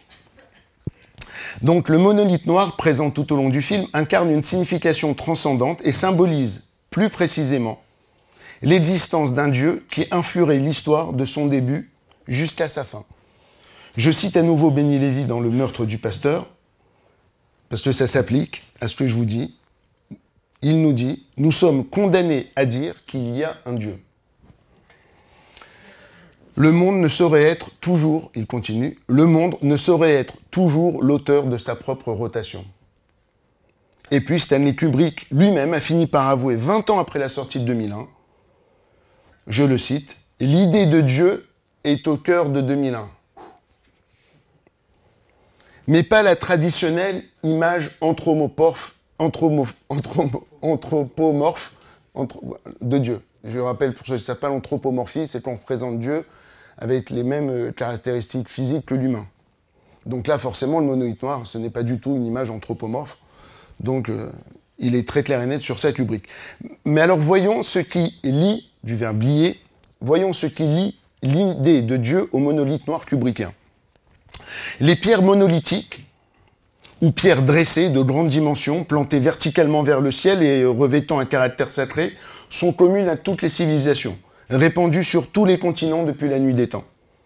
Qu'ils s'appellent monolithes, menhirs, obélisques, stèles, colonnes triomphales, toutes ont des caractéristiques communes et toutes butent sur la difficulté d'en interpréter la fonction ou la signification originale. Pardon. Aucune théorie historique n'a pu, à ce jour, en déterminer l'origine première. Il y a cependant une source scripturaire, biblique, qui me paraît élucider l'origine. Ce qu'on désigne en français par le mot, très rare, Béthyle. Vous connaissez ce mot? B-E-T-Y-L-E. En anglais, Béthyle. B-A-E-T-Y-L. Très pareil. Et vous allez voir pourquoi. Définition, un béthyle, français, est une pierre non taillée et dressée comme symbole culturel de la divinité. L'étymologie du mot béthyle remonte à un épisode du Pentateuque. Dans la Genèse chapitre 28, le patriarche Jacob quitte Beersheba pour Haran après avoir usurpé le droit d'aînesse de son frère jumeau Esav en échange d'un plat de lentilles. Je cite la Genèse, « Il arriva d'aventure en un certain lieu, il y passa la nuit, car le soleil était couché. Il prit des pierres du lieu, les mit sous sa tête, et dormit en ce lieu. Il eut un songe. Voilà qu'une échelle était dressée sur la terre et que son sommet atteignait le ciel, et des anges de Dieu y montaient et y descendaient. Le rêve a ici un caractère sacré. Il représente avec le sommet le temps de Dieu, qui, pendant que la réalité s'estompe, peut parler à sa créature sous forme d'images hautement symboliques, comme le poète d'ailleurs, images que l'esprit humain devra ensuite interpréter. L'image utilisée ici est celle d'une échelle. Cette échelle qui relie la terre au ciel symbolise les articulations entre l'universel et le particulier, les interactions entre le sujet et le monde dans lequel il vit. Les marches de l'échelle sont autant de degrés que l'on doit franchir l'un après l'autre pour accéder au sommet de la connaissance. Poursuivons. Toujours dans la Genèse. Jacob s'éveilla de son sommeil et dit, « En vérité, Dieu est en ce lieu. Ce lieu est redoutable. Ce n'est rien de moins qu'une maison de Dieu. en hébreu, Beth-El, et la porte du ciel. Genèse 28, 10 à 19. On apprend ainsi que la chose la plus importante qui s'est déroulée pendant ce rêve, c'est que Jacob a rencontré Dieu. Et quelle va être sa réponse? Je reprends la lecture de la Genèse. Levé de bon matin, Jacob prit la pierre qui lui avait servi de chevet et la dressa comme une stèle. Je reprends la Genèse. Et cette pierre que j'ai dressée comme une stèle, nous dit Jacob, sera une maison de Dieu, en hébreu, Beth-El. Donc après avoir rencontré Dieu, que fit immédiatement Jacob? Il lui érige un monument avec une pierre, la pierre sur laquelle il a rêvé. Il dresse une colonne tellurique, un monolithe. Geste symbolique s'il en est, il pose la première pierre de ce qu'il veut être le futur temple de Dieu, en ce lieu. Temple que sa descendance devra bâtir. La pierre qu'il érige en colonne symbolise la quête spirituelle individuelle par opposition au temple, qui symbolise l'œuvre d'une collectivité humaine. En effet, la pierre de Jacob reste à son état naturel, une pierre brute, non taillée, alors que le temple représente une gigantesque entreprise de construction. Jacob est convaincu que cette pierre sur laquelle il a rêvé est la porte vers le ciel et vers la divinité. D'une position allongée, la pierre, il l'a fait passer à une position verticale. Et il y répand de l'huile. Revenons au texte. Et à ce lieu, il donna le nom de Beth-El. Beth-El, deux mots hébreux qui signifient Beth, la maison, une demeure, et El, le nom de Dieu. La pierre Beth-El donnera son nom au terme français, le Béthil. Et pareil en hébreu, donc, Bethil. L'homophonie nous saute aux oreilles. Un Béthil, rappelons-le, est le nom donné à une pierre dressée vers le ciel symbolisant une divinité, une pierre sacrée. Certes, le culte des pierres remonte à la préhistoire, mais celle érigée à Bethel par Jacob a marqué un tournant historique. Rompant avec les penchants idolâtres ancestraux, la pierre de Jacob n'est pas dressée en tant que divinité en soi, ni même en tant que représentation d'une quelconque déité, non. Sa vocation se limite, pour la première fois avec Jacob, à signaler la présence de Dieu. Nous sommes donc très loin des adorateurs de pierre. C'est exactement ce que le monolithe noir imaginé par Kubrick évoque dans 2001. Le monolithe noir n'est rien d'autre qu'un Béthil monumental, qui sera le lien symbolique de la spiritualité humaine à travers les âges. Cette maison de Dieu désigne ce que nous appelons le temple. En réalité, dans toute la Bible, il n'a jamais été question de temple à proprement parler, mais uniquement de maison de Dieu, Bethel. Cette maison, ce temple, symbolise l'union du monde d'en haut et du monde d'en bas. Elle est l'outil nuptial qui rattache l'homme à son créateur. Dieu et l'homme sont aussi distincts que possible. Dieu est l'essence spirituelle absolue, l'homme est, du moins superficiellement, un être matériel. Construire un temple physique revient donc à donner une forme à l'essence. Un lieu où forme et spiritualité ne feront qu'un. Tel est le principe même du rêve de Jacob. L'échelle pouvant-elle être interprétée comme la représentation symbolique du temple, en tant que point de jonction entre le ciel et la terre, entre l'homme et son créateur. C'est sur ce site où Jacob a rêvé que des années plus tard, les descendants de Jacob érigeront le temple de Salomon. Et dans le Saint des Saints, au cœur même de ce temple, on trouvera la pierre de Jacob. C'est au-dessus d'elle que sera placée l'arche d'alliance. La pierre de Jacob s'avère occuper dans ce récit une place tellement centrale qu'elle sera bientôt rebaptisée pierre de fondation. Even Ashtia, dans le Talmud. Pourquoi pierre de fondation? Parce que toute la création du monde serait fondée sur elle. La pierre fondamentale symbolise le centre de la création, le fondement symbolique de la création du monde.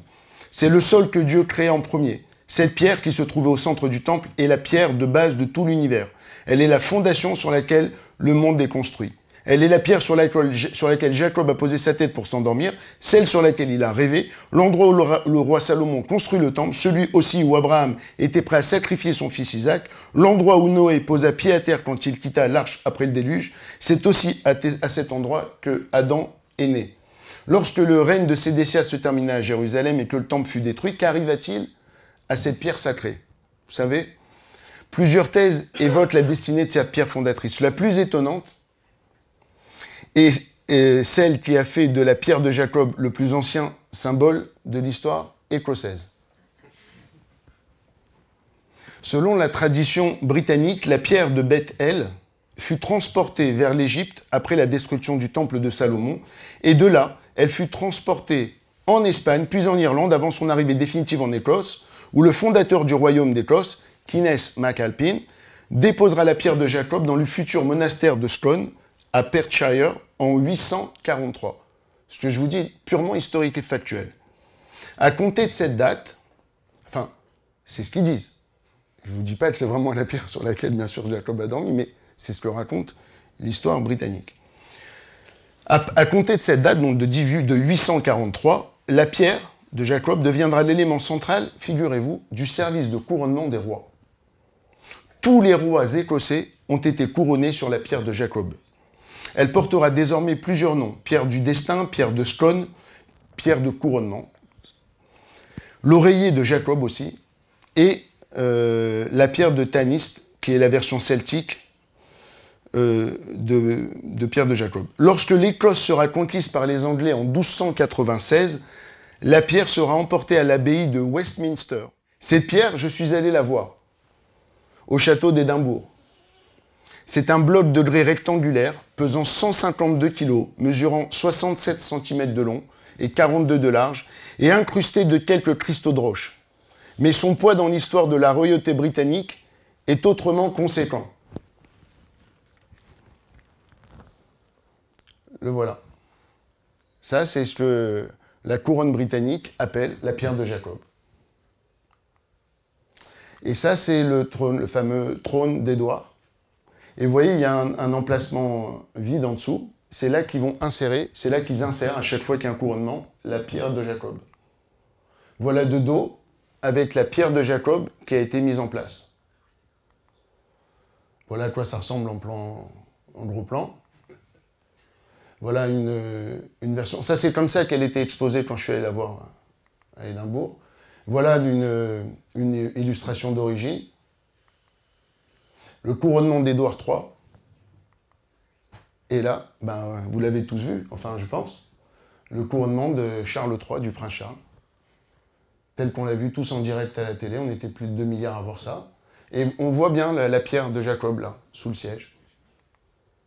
Voilà un autre angle, on voit encore la pierre de Jacob. Voilà Charles, assis sur la pierre de Jacob. C'est dingue. Jusqu'à aujourd'hui, tous les monarques anglais, tous à l'exception de 2, ont été couronnés sur ce trône. Même la reine Élisabeth, et surtout sur cette pierre. Le dernier en date, comme on vient de le voir, étant le prince Charles, qui fut couronné roi d'Angleterre le 6 mai 2023 sur le trône de la pierre de Jacob dans l'abbaye de Westminster à Londres. Il n'en faudra pas plus pour voir naître une nouvelle légende confondant un peu trop aisément l'ascendance tribale des peuples des îles britanniques avec celle, figurez-vous, des 10 tribus perdues d'Israël exilées par les Assyriens. Le mystère des origines de certains clans qui ont conquis l'Irlande et l'Écosse, entre autres les Gaëls, les Pictes, les Scots et les Saxons, n'en est pas moins surprenant. Les noms British et Irish et Scottish, c'est pas une blague, hein, c'est une thèse, sont le sujet de nombreuses controverses étymologiques. Et pour cause, le mot ish désigne en hébreu homme, et le mot brit signifie en hébreu alliance. British apparaît ainsi comme un terme purement hébraïque signifiant l'alliance de l'homme. Tout ça, c'est parce qu'il y a cette pierre de Jacob qui est sur leur siège. Mais on attend toujours une étude étymologique approfondie pour identifier de manière définitive les racines de ces noms. La symbolique de cette pierre de Jacob a été la source d'une multitude de réappropriations. On ne compte plus les rites de couronnement de rois ou de princes qui depuis se sont déroulés en utilisant eux aussi une pierre sacrée. L'image de la pierre investit les religions de l'Antiquité et les bétiles y affluent. Des bétiles, on en trouve partout. En Égypte, dans les fameux benben, dont celui de la place de la Concorde, à Paris. En Jordanie, avec les niches de Pétra, datant du second siècle. À Rome, avec le temple d'Héliogabale, construit en l'honneur du bétil noir d'Émèse.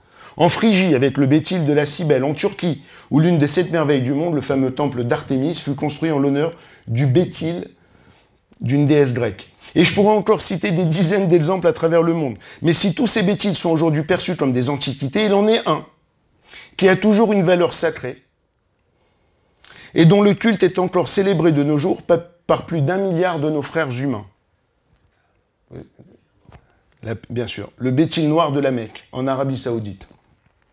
Cette pierre noire, légendaire, est enchâssée dans la Kaaba, au centre de la Mecque. Pour mémoire, la Kaaba est un bâtiment de forme approximativement cubique, avec ses 15 mètres de haut et ses côtés de 10 à 12 mètres, recouvert d'un brocart noir, qui est situé au cœur de la grande mosquée, vers lequel tous les musulmans du monde se tournent pour prier, et que nous avons tous vu en photo lors du pèlerinage annuel. À l'origine, la Kaaba était un ancien temple vénéré par toutes les tribus pré-islamiques de la péninsule arabique, qui contenait en son sein, selon la légende, 360 idoles qui seront bientôt détruites et chassées par Mahomet.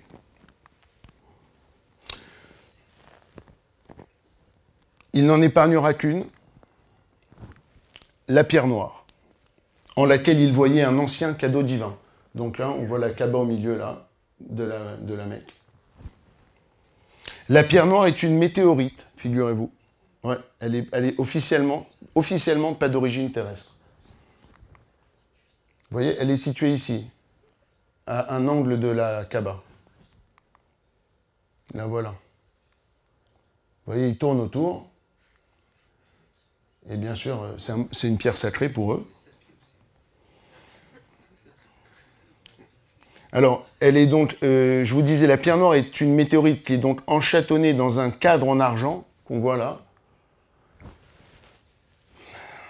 à l'un des angles de la Kaaba, l'angle dit de la pierre, est placée à proximité de l'unique porte d'accès de la Kaaba, qu'on voit juste à droite, là, où il y a une tête qui sort. À environ 1 mètre au-dessus du niveau du sol, afin que les pèlerins puissent, en se penchant en signe de soumission, la toucher et l'embrasser.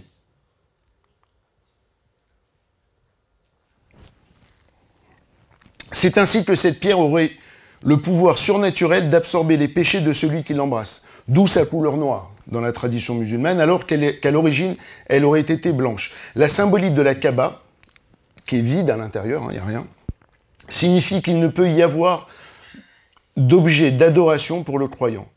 Donc, que son cœur doit rester vide de toute idole pour n'y laisser place qu'à Dieu, dans ce cas représenté par le vide. Cela nous renvoie au temple de Salomon, à son site. Pourquoi? Parce que sur ce site a été édifié depuis 691 par le calife Abd-el-Malik le célèbre dôme du rocher, que vous voyez là à gauche, avec en bas le cotel.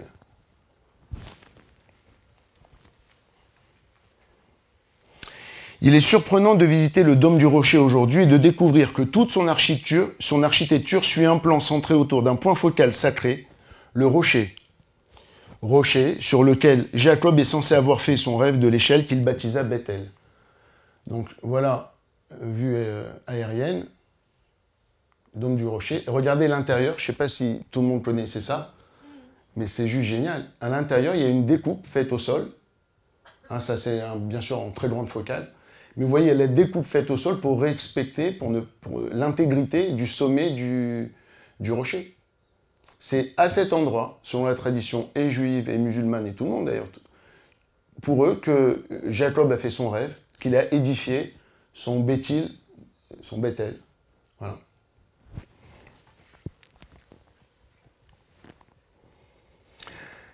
Un étonnant parallèle peut être aussi établi avec le Saint-Sépulcre de plan architectural semblable et qui possède lui aussi en son centre, outre le tombeau du Christ, un rocher, comme le dôme. Le monolithe noir représente donc bien une unité monolithique, donc un symbole d'unité. Une unité à laquelle l'humanité doit aspirer, pour Kubrick. Une unité divine. Un appel à l'humanité de se grouper, à vivre en fonction du devoir social de chacun par rapport à tous. Le civisme aux yeux de Kubrick.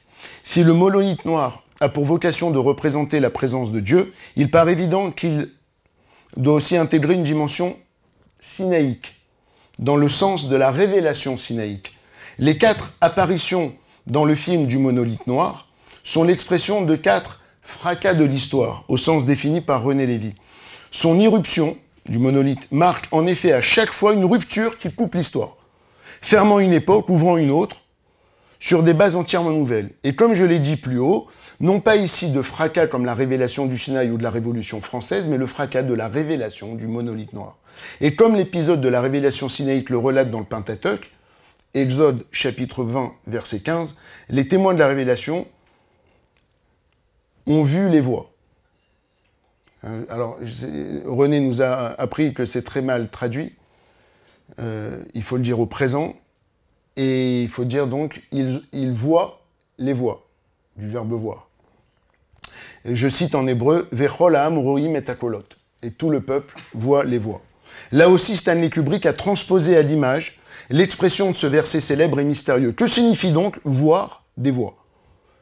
Voir quoi? Voir les voix de Dieu. À chaque fois que le monolithe noir apparaît dans le film, en tout cas, Kubrick lui ajoute des voix. Celle d'un chœur polyphonique, tiré d'une messe du compositeur juif hongrois, György Ligeti, pour ceux qui connaissent, un géant. Ce chœur polyphonique est présent à chaque apparition du monolithe. Il est soutenu par une musique mystérieuse, oppressante et déstructurée.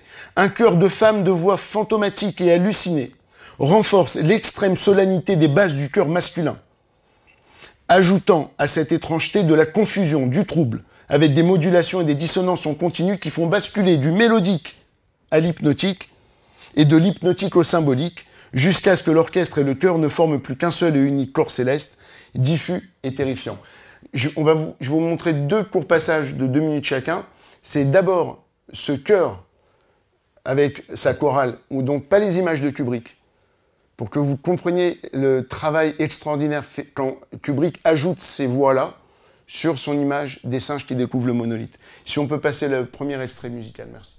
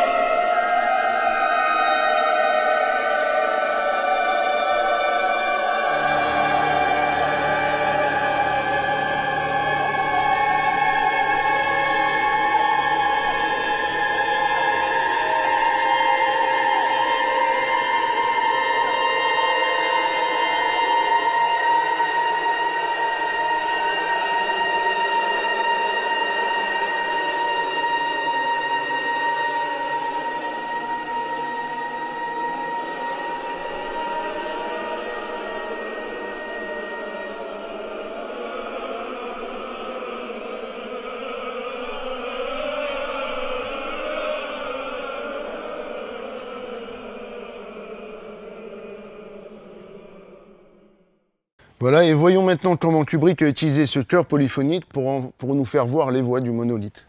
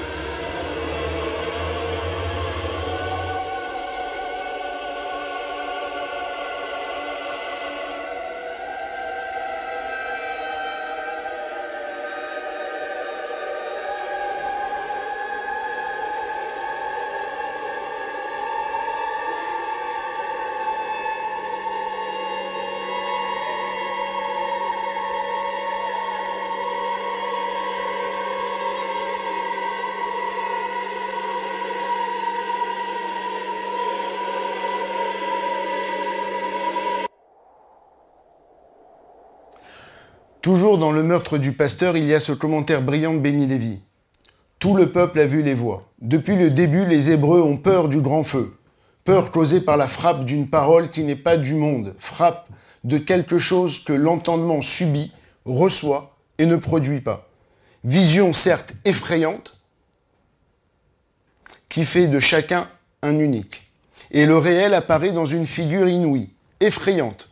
L'expérience primordiale de ce feu. Le fait que brusquement quelque chose en nous meurt et qu'un autre homme voit les voix au lieu des choses. Tout le monde entend le kol, en hébreu la voix. Toujours Benny qui parle. Le traumatisme du phonique, joli. Le traumatisme phonique institue le tous. L'expérience universelle. La seule qui puisse être dite sans escroquerie universelle. Cette nuit de feu. Maïmonide, nous dit Benny, dans son chapitre 33 du Guide des Égarés, part de cette constance dans le récit du Sinaï. Nous avons entendu la voix du sein du feu. Il est toujours question de voix, et non pas, alors de voix de kol, et non pas de dibour, de paroles distinctes. Tout le monde entend la voix, et les dibourim ne sont pas articulés. Exactement comme ici. Les paroles ne sont pas articulées, mais on entend des voix. On voit les voix. Tous les Israélites n'entendirent que dans cette scène qu'un seul son. Partout où l'on parle de plusieurs voix qu'on entendait, comme par exemple, et il cite l'Exode, et tout le peuple apercevait les voix, il ne s'agit que du retentissement du corps, du tonnerre, etc. Mais la voix de l'Éternel, je veux dire, la voix créée, par laquelle fut communiquée la parole de Dieu, ils ne l'entendirent qu'une seule fois. C'est cette voix dont on a dit que leur âme leur échappa en l'entendant, et au moyen de laquelle furent perçus les premiers commandements. C'est à se demander si Kubrick n'a pas lu Benny Lévy, ou plus chronologiquement, si Benny Lévy n'avait pas vu 2001. Benny Lévy poursuit. en commentant un passage du traité de l'autorité politique de Spinoza. La vérité de la théocratie de Spinoza, c'est la phonocratie, l'autorité de la voix créée. Sous le choc de la voix, destruction du moi persona, le néant est bien, comme pensait Sartre, condition de la liberté. Béni Lévy associe la nuit de feu au néant de Sartre. Ce n'est pas le bon sens qui est la chose au monde la mieux partagée, mais la nuit de feu, nous dit Béni. Le cogito doit être défini comme idée de Dieu, soumission à l'infini, subjectivation, nuit de fond au fond de l'expérience philosophique vraie, la nuit de feu. Philosopher, par la simple spéculation humaine, n'est pas atteindre la certitude. Il y faut donc le choc de la voix, l'expérience prophétique primordiale, l'immédiat de la nuit de feu, la nécessité d'existence. Commandement, le premier selon Maïmonide, de connaître Dieu. Avant la liberté de penser, le commandement de penser. Il y a une expérience prophétique primordiale, prophétisme à la racine du langage dans la voix. Voilà ce que nous dit Béni. La conception kubrickienne de l'histoire exprimée dans 2001, histoire avec un grand H, est donc une philosophie de l'histoire selon laquelle les événements historiques sont conditionnés par l'influence d'une providence, le monolithe noir, qui est censé éveiller l'humanité. La conquête de territoire et la quête d'absolu, ils sont les moteurs antagonistes de l'histoire. L'élévation spirituelle, la connaissance, elle est le but final de l'histoire. 2001 remet en question l'idée moderne de progrès que le temps ne serait qu'un processus continu et linéaire. Il serait la manifestation de la providence. La manifestation de la providence cultive pour Kubrick non seulement la nécessité de contester la pertinence de ce continuum, mais d'interrompre l'effet de fuite en avant qu'il exerce sur les sociétés modernes. 2001 propose clairement une vision cyclique de l'histoire. Le symbolisme cyclique tout au long du film est assez manifeste.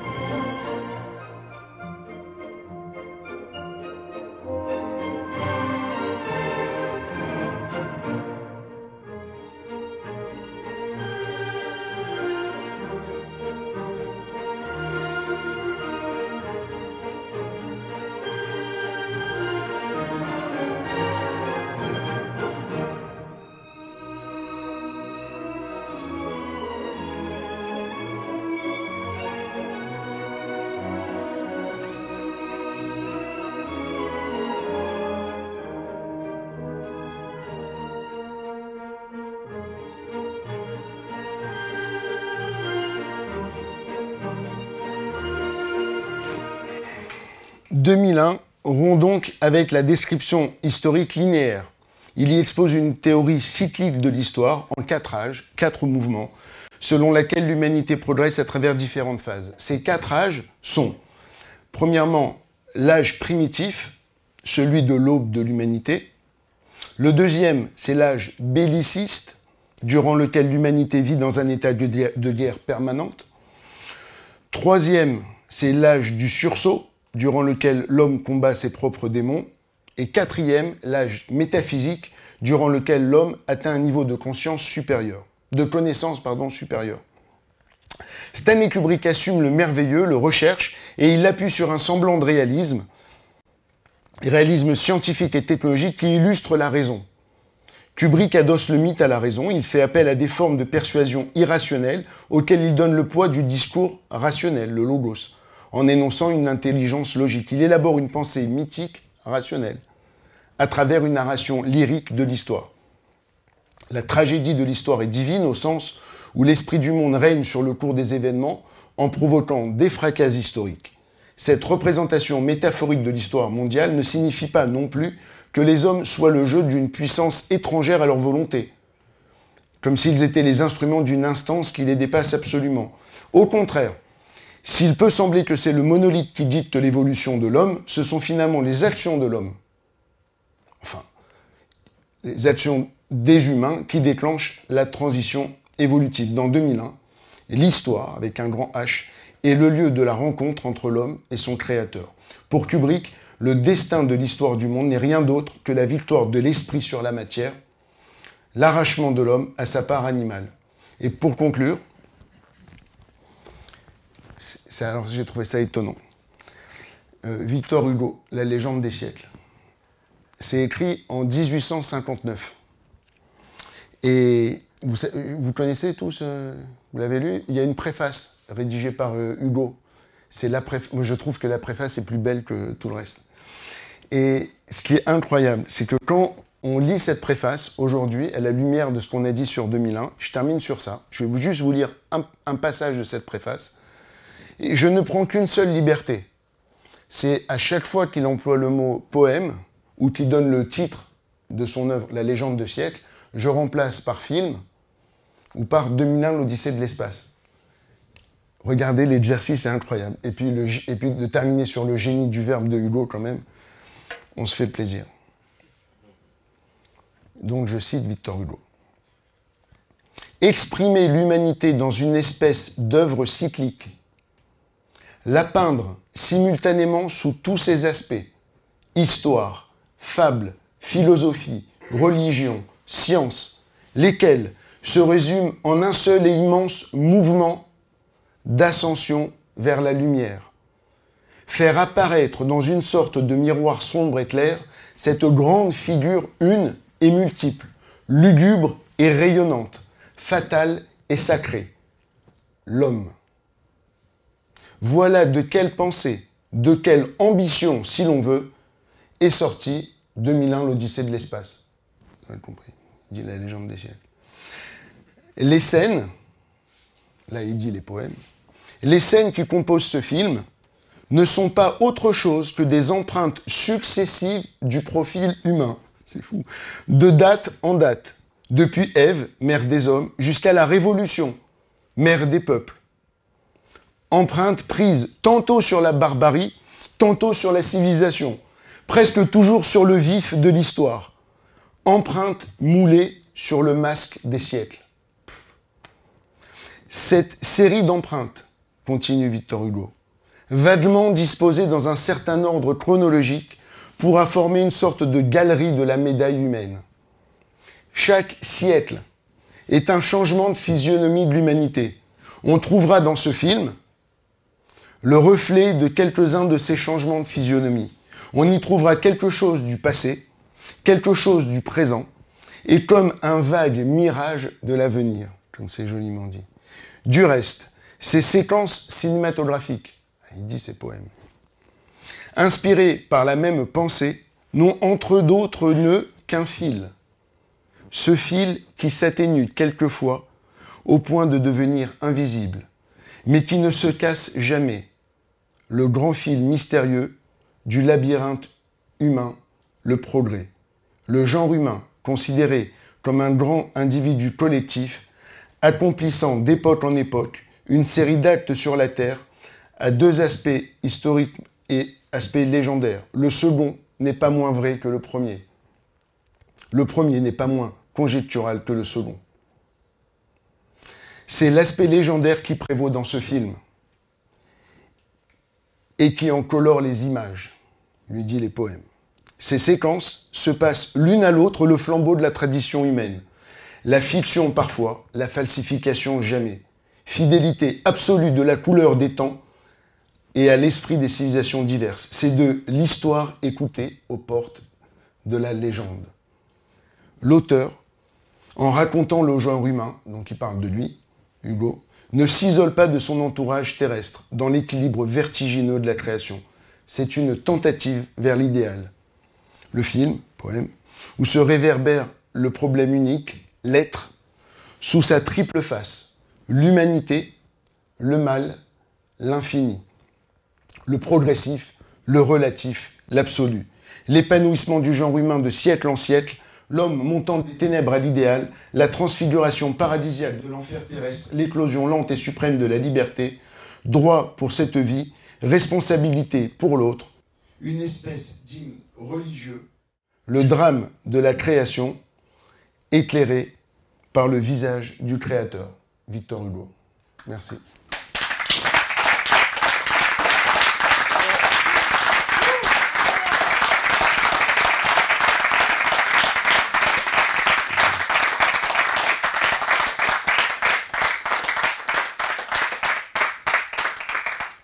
Merci.